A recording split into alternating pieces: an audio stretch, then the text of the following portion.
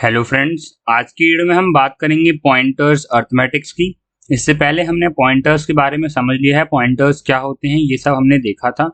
और इस वीडियो में हम पॉइंटर्स के अर्थमेटिक्स की बात करेंगे, कौन कौन से अर्थमेटिक ऑपरेशंस हम पॉइंटर्स पे अप्लाई कर सकते हैं, लाइक सब्ट्रैक्शन, एडिशन। ज़्यादा अर्थमेटिक ऑपरेशंस नहीं है, जैसे हम इंटीजर या बाकी डेटा टाइप्स पे यूज़ करते थे उतने ऑपरेशंस पॉइंटर्स पे अवेलेबल नहीं है। ओनली हमारे पास अगर बात करें हम तो सबसे पहले एडिशन आता है, सब्ट्रैक्शन होता है, and then we have relational operators also available on pointers, not very much.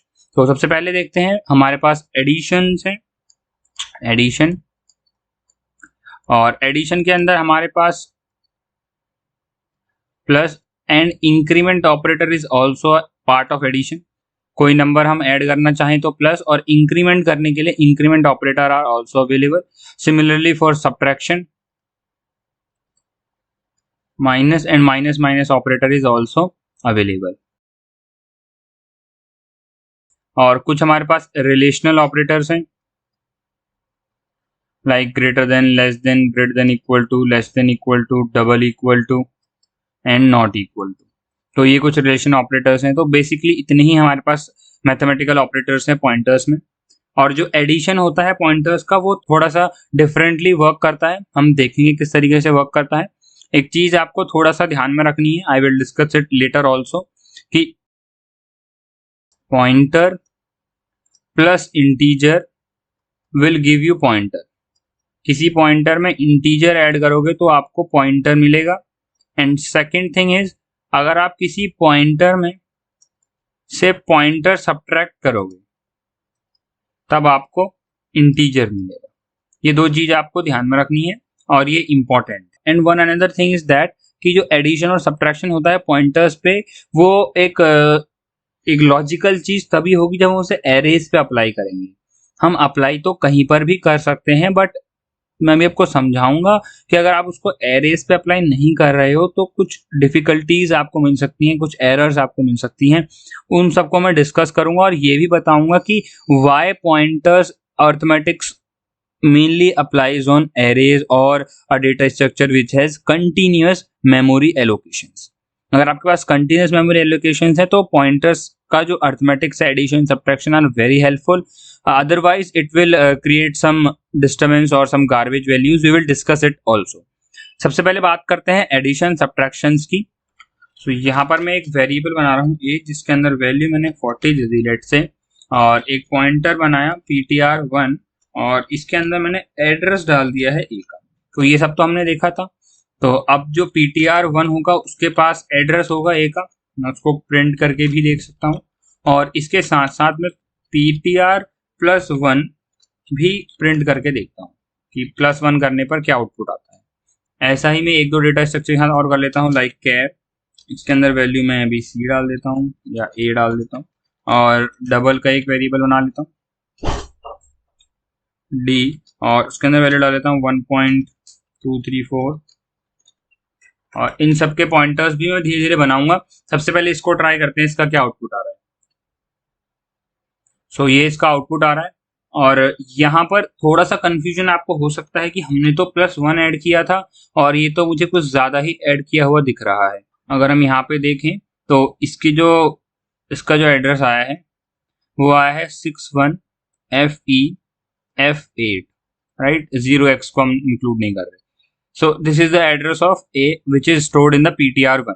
अब मैंने इसमें +1 किया तो मेरे हिसाब से आउटपुट आना चाहिए था 161FE9 1 ऐड करके, बट यहाँ पर तो C आ गया। C का मतलब हो गया इसके अंदर 4 ऐड हो गया, क्योंकि C होता है 12 और 8 और 4 12 हो गया।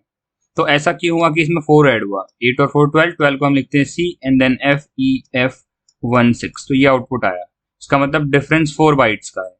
तो ऐसा इसलिए हुआ है क्योंकि पॉइंटर्स इंक्रीमेंट करते हैं according to the data type which they are pointing to. वो जिस डेटा टाइप को पॉइंट कर रहे होते हैं उसके हिसाब से वो अपने को इंक्रीमेंट करते हैं। मतलब ये एक बकेट आगे जाता है, वैसे सोच सकते हो। तो अगर इंटीजर की बकेट होगी तो एक बकेट आगे जाने का मतलब हो गया 4 बाइट्स आगे चला गया, और अगर कैरेक्टर की बकेट होगी तो कैरेक्टर का साइज 1 बाइट का होता है, इसका मतलब वो 1 बाइट आगे गया। ऐसी डबल का जो बकेट होती है वो 8 बाइट्स की होती है, तो अगर डबल के पॉइंटर में 1 इंक्रीमेंट करूंगा तो वो 8 बाइट्स आगे चला जाएगा। सपोज ये एक इंटीजर की बकेट है, ये 4 बाइट्स की होती है इसका साइज, तो पॉइंटर यहाँ पर था, तो पॉइंटर का इंक्रीमेंट 1 हुआ, इसका मतलब वो यहाँ पहुंच गया, ना कि अगली बाइट पे, यहाँ नहीं जाएगा वो अगली बाइट मतलब यहाँ पे जाएगा, और ये कॉमन सेंस भी बन रहा है इस बात का। तो ये एक पॉइंट यहाँ पे गया, इसका मतलब ये 4 बाइट्स आगे चला गया। लेकिन जो कैरेक्टर का बकेट होती है वो 1 बाइट की होती है, कैरेक्टर के बकेट पॉइंटर यहाँ से यहाँ पर आगे जाएगा, तो इस केस में वो 1 बाइट आगे बढ़ा। डबल की जो बकेट होती है वो 8 बाइट की होती है, डबल की जो बकेट होती है वो 8 बाइट की होती है, इसका मतलब वो 8 बाइट आगे गया यहाँ से यहाँ। ठीक है, तो इन सबको मैं एक बार आपको करके दिखाता हूँ, then we will discuss it. तो यहाँ पर मैं और पॉइंटर्स बना लेता हूँ। अब मैं एक कैरेक्टर का पॉइंटर बना लेता हूँ ptr2, और उसके अंदर एड्रेस स्टोर करता हूँ कैरेक्टर का, विच इज ch का एड्रेस मैंने स्टोर कर लिया। और अब मैं यहाँ पर ptr2 को प्रिंट करता हूँ और ptr2+1 को भी प्रिंट करता हूँ, और इसी तरीके से मैं डबल के लिए भी कर लेता हूँ। और यहाँ पर मैं डबल का एड्रेस दूंगा जो कि डी वेरिएबल के अंदर है, और नाम हो गया इनका ptr3। बिल्ड करेंगे, तो थोड़ा सा एरर आई है। ओके, ये कैरेक्टर स्टार का नहीं, डबल का पॉइंटर बनाना पड़ेगा। बिल्ड करेंगे, so we get some output, but यहाँ पर थोड़ा सा प्रॉब्लम लग रही होगी आपको। देखो यहाँ पे एड्रेस नहीं, कुछ और ही प्रिंट हो रहा है, तो इसको मैं अभी थोड़ी देर के लिए कमेंट कर रहा हूँ, पहले बाकी को समझते हैं, उसके बाद हम इस पे भी आएंगे।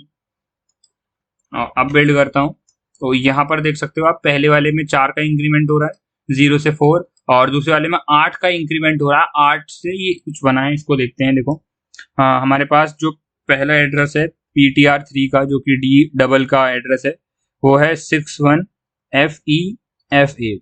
ठीक है, और इसमें अगर हम 8 ऐड करेंगे तो 8 8 16, और 16 होता है हेक्साडेसिमल में 10, तो 10।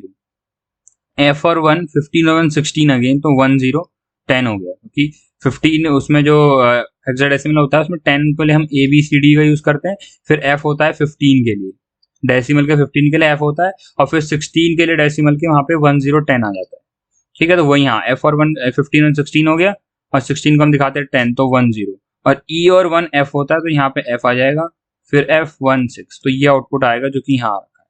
तो इंक्रीमेंट कितने का हुआ, 8 बाइट का, तो यहाँ से यहाँ पर इंक्रीमेंट हो गया 8 बाइट्स का, और यहां से यहां इंक्रीमेंट हुआ 4 बाइट्स का, ये तो दिख ही रहा है, राइट। सो इसी तरीके से कैरेक्टर का भी होता है, बट कैरेक्टर में क्या होता है ना, जब हम ये सी आउट करते हैं, कैरेक्टर एरे का कोई भी एड्रेस प्रिंट करते हैं, तो सी आउट क्या करता है, irrespective of printing the address of the variable, वो क्या करता है, उस कैरेक्टर को ही प्रिंट करने लग जाता है, और इसकी वजह से कई बार एरर भी आ सकती है और कुछ गार्बेज वैल्यूज भी आ सकती है। जैसे यहाँ पे हमारे केस में कुछ स्क्वायर ब्रैकेट्स बन के आए थे, जो हमारे प्रोग्राम में है ही नहीं, वो गार्बेज है, कोई एसकाई कोड पड़ा होगा, वो उसने उठा के वहां प्रिंट कर दिया। सो इसको हम कैसे समझेंगे वो मैं आपको दिखाता हूँ थोड़ा सा। हमें यहाँ पे टाइप कन्वर्जन करने पड़ेंगे, क्योंकि हमें पता है ये क्या कर रहा है, इसको कैरेक्टर एरे की तरह प्रिंट करे, बट हम चाहते हैं वो एड्रेस प्रिंट करे, तो हम यहाँ पे टाइप कन्वर्जन कर देंगे उसका, और यहाँ पे लिखेंगे इंट स्टार, और बिल्ड करेंगे। सो हमें पहले वाले में एड्रेस मिल जाएगा, जैसे यहाँ मिल गया, बट सेकंड वाले में हमने नहीं कर रखा, तो एड्रेस नहीं मिलेगा। अब यहाँ पर भी एक इंपॉर्टेंट पॉइंट है, अगर आप सिंपली इंट स्टार इस तरीके से करोगे तो ये आपको फिर से गड़बड़ देगा और आप फिर फंस जाओगे, आप सोचोगे कि जो हमने पढ़ा वो गलत है। देखो यहाँ पर क्या हुआ, यहाँ पे ये एड्रेस जो था, ये 2 एड्रेस तो इसके प्रिंट हुए हैं इंट के, और ये 2 डबल के हैं, और ये 2 कैरेक्टर के हैं। यहाँ पे ये FF प्रिंट हुआ, EFF, ठीक है, और इसके बाद हुआ F03, तो इनका डिफरेंस जो देखोगे आप तो 4 आएगा, इनका डिफरेंस 4 बाइट्स का आएगा, जबकि हमने पढ़ा था कि कैरेक्टर तो 1 बाइट्स का होता है, तो उसका पॉइंटर 1 बाइट्स आगे बढ़ना चाहिए, यही पढ़ा था, लेकिन यहाँ पे तो ये 4 बाइट्स आगे बढ़ गया, तो ये काफी कंफ्यूजन हो जाती है। जबकि गलती क्या है कि आपने उसे लिखा गलत है। आपने क्या किया है, यहाँ पर आपने पहले ptr2 को इंटीजर का पॉइंटर बना दिया, उसके आगे इंट स्टार लगा के, और फिर उसने इसको इवेल्युएट करके इसको एक इंटीजर का पॉइंटर बना के उसमें 1 ऐड किया, तो वो 4 बाइट्स आगे चला गया। ठीक है, आपको यहाँ पे क्या करना चाहिए था, यहाँ पर हमको पहले उसको इंक्रीमेंट करना चाहिए था ptr+1, और फिर उसके बाद उसका एड्रेस प्रिंट करने के लिए हमें वहां पे इंट स्टार लगाना चाहिए, ताकि हमारा एड्रेस प्रिंट हो जाए। ये टाइप कन्वर्जन में कर रहा हूँ इंट स्टार के पॉइंटर में, ताकि मैं उसका एड्रेस प्रिंट कर सकूं। ठीक है, और है वैसे कैरेक्टर का ही पॉइंटर, बट टाइप कन्वर्जन इसलिए की जा रही है ताकि मैं इसका एड्रेस प्रिंट कर सकूं, क्योंकि जो सी आउट है वो integer variable, double variable, float variable, इन सब के तो एड्रेस प्रिंट कर देता है, बट कैरेक्टर पॉइंटर का एड्रेस वो कभी भी प्रिंट नहीं करता। ऐसा वो इसलिए करता है ताकि हम कैरेक्टर एरे को यूज कर सकें एज अ स्ट्रिंग, जो हम आगे समझेंगे बाद में। ठीक है, तो जब हम एरेस पढ़ेंगे तब इसको हम समझेंगे, कैरेक्टर एरे जब पढ़ेंगे तो इसलिए वो ऐसा करता है और कैरेक्टर के एरे का एड्रेस प्रिंट नहीं करता है। लेकिन अगर हम चाहते हैं एक्सप्लिसिटली कि हम उससे एड्रेस प्रिंट करवाएं तो हमें इसको इंट स्टार में कन्वर्ट करना पड़ेगा। और हमें अगर हम खाली ptr2 को इंट स्टार में कन्वर्ट करेंगे जैसा हमने पहली बार किया था, तो सिर्फ वो ptr2 को करेगा एरे इंटीजर पॉइंटर में और फिर +1 4 बाइट्स आके ले जाएगा उसको। अब हमने क्या करा, ptr2 एक कैरेक्टर पॉइंटर ही है, उसमें +1 किया तो 1 बाइट्स आगे जाएगा और फिर उसका इंट स्टार कर दिया, मतलब फिर हमने उसको इंटीजर में कन्वर्ट कर दिया ताकि हम उसका एड्रेस प्रिंट कर सकें। और अब इन दोनों का आउटपुट देखें अगर, सो यहां पर देख सकते हो आप, ये 1 बाइट का डिफरेंस अब आ रहा है। अगर हम इसको हटा दें थोड़ी देर के लिए, इसको हटा देते हैं और इसको भी हटा देते हैं और इसको बिल्ड करते हैं, तो यहाँ पर देख सकते हो आप बी के बाद सीधा 1 बाइट आगे सी पर आ गया। ठीक है, so I hope this make sense कि कैसे ये काम कर रहा है। So this is about addition subtraction. इसी तरीके से इंक्रीमेंट ऑपरेटर और डिक्रीमेंट ऑपरेटर भी वर्क करता है। तो एक काम करते हैं, क्वेश्चन लेते हैं और फिर उसके थ्रू हम इसको समझते हैं बाकी रिलेशनल ऑपरेटर्स को। तो क्वेश्चन ये है कि हमें एक एरे बनाते हैं पहले। तो यहाँ पर मैं एक इंटीजर एरे बना रहा हूँ और इसके अंदर मैं सिंपल वैल्यूज रखता हूँ 1 2 3 4 5 6 7 और यहाँ पर मैं उसको प्रिंट करना चाहता हूँ with the help of pointers. एक हमें पॉइंटर गिवन है, ठीक है, और उसके अंदर एड्रेस है एरे की पहली वैल्यू के, मतलब पहले इंडेक्स में जो वैल्यू है उसका एड्रेस है, मतलब उसके पास 2 का एड्रेस है इस समय। ठीक है, और हमें इतना भी पता होना चाहिए कि एरे के अंदर कंटिन्यूअस मेमोरी एलोकेशन होता है। इसका मतलब 2 के बाद 3 की बकेट आएगी, 3 के बाद 4 की बकेट आएगी, जबकि यहाँ पर कंटिन्यूअस नहीं है। पहले एक ही बकेट बनी होगी कहीं पर, फिर कहीं 2-3 बकेट छोड़कर, या हो सकता है ना छोड़कर, या हो सकता है बहुत सारी छोड़कर एक दूसरी बकेट बनी होगी कैरेक्टर की, फिर डबल की। तो ये रैंडम है, कहीं पर भी हो सकता है मेमोरी में, लेकिन यहाँ पर ये मेंशन्ड है कि ये जो होंगे कंटिन्यूअस होंगे, एक के बाद एक ही इनकी बकेट्स होंगी। तो इसी चीज का हम फायदा ले रहे हैं और इसीलिए हम यहाँ पे पॉइंटर्स का यूज कर रहे हैं। तो ताकि मैं पॉइंटर्स का अगर एडिशन या सब्ट्रैक्शन करूँ तो मैं एक ऐसी बकेट पे पहुंचूं जहां पे कुछ अच्छी वैल्यू रखी हुई है मेरे काम की। अगर यहाँ पर अगर मैं इनकी वैल्यू प्रिंट करूंगा तो ये गार्बेज ही प्रिंट करने वाले हैं सब, क्योंकि ptr2 पे तो चलो हमारे कैरेक्टर एरे रखा हुआ है, ए रखा हुआ है, लेकिन ptr2+1 पे क्या रखा है हमें नहीं पता। इसी तरीके से यहाँ पर ptr1 की वाली जो बकेट है जिसको पॉइंट कर रहा है उस पे तो 40 रखा हुआ है, लेकिन उससे अगली बकेट पे क्या रखा है वो हमें नहीं पता। इसीलिए बोला जाता है कि जो ये एडिशन सब्ट्रैक्शन होते हैं पॉइंटर्स पे, ये एरे में ही अच्छे लगते हैं, मतलब एरे में ही कुछ आपको फ्रूटफुल रिजल्ट्स मिलते हैं। बाकी किसी में करोगे तो आपको उतने अच्छे रिजल्ट्स नहीं मिलेंगे। तो यहाँ पर इसीलिए मैंने एरे को सिलेक्ट किया और इसके पहले इंडेक्स का, मतलब 2 वाले का जो एड्रेस है उसे ptr में डाल दिया है। और अब यहाँ पर मैं व्हाइल लूप लगा के इस एरे को 2 से लेकर 7 तक प्रिंट करने वाला हूँ। तो देखो कैसे करता हूँ, while ptr is less than equal to address of ARR of 6th index की जो वैल्यू है उसके एड्रेस से, जब तक मेरा पॉइंटर का एड्रेस छोटा है। तो ये जो पॉइंटर है इसके अंदर किसका एड्रेस है, पहले एलिमेंट का, मतलब 2 का। जब तक कि इसका एड्रेस इससे छोटा है तब तक आप प्रिंट करो, तो यहाँ से यहाँ तक ये प्रिंट करेगा। ठीक है, तो यहाँ पर क्या करने वाला हूँ, इसके अंदर जाके मैं करंट वैल्यू को प्रिंट करने वाला हूँ, current value which is pointed bye ptr, जिसको ptr पॉइंट कर रहा है उसकी वैल्यू को यहाँ पे मैं प्रिंट करूंगा cout स्टार ptr। ठीक है, अगली लाइन में प्रिंट कर रहे हैं और या स्पेस के साथ प्रिंट कर देते हैं। और उसके बाद मुझे अगली बकेट पे जाना है, तो now move to next bucket, और नेक्स्ट बकेट में मूव करने के लिए करेंगे ptr++, तो इंक्रीमेंट ऑपरेटर है, इसको इंक्रीमेंट कर देंगे और इस तरीके से हमारा क्या होगा, एरे 2 से लेकर 7 तक प्रिंट हो जाएगा। बिल्ड करके देखते हैं।